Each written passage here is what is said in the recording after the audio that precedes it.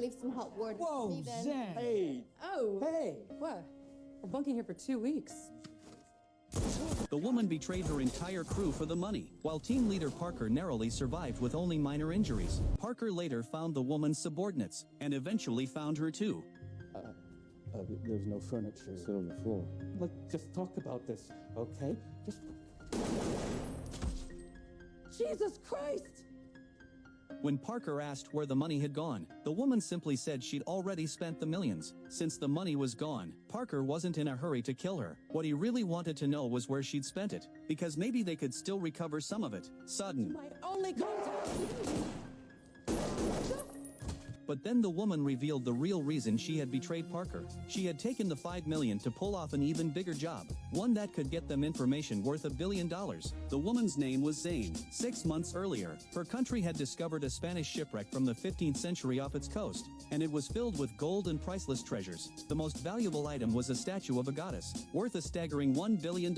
That was more than the country's entire annual GDP, and the country's corrupt president had teamed up with the New York mob to secretly steal the treasure. Their plan was to first send the statue to the United Nations headquarters for a public exhibition, claiming they were negotiating who should own it. But behind the scenes, they would have the mob rob the shipment along the way, making it look like the artifact had simply been stolen. Then the president and the mob would split the treasure. But Zane's motive was not greed. She was a native of that country, and she had personally witnessed the president's dictatorship and the suffering of ordinary people. She wanted to take the treasure away from the corrupt president and give most of it back to the people. She also planned to give Parker a share as payment. Unfortunately, the only remaining contact had just been killed by Parker himself. After hearing Zane's plan, Parker decided to put his personal grudge aside and work with her for the time being. He said he wasn't doing it for the money, but for justice. Then he made one demand. He wanted 30%. If it's 30%, that's $300 million US.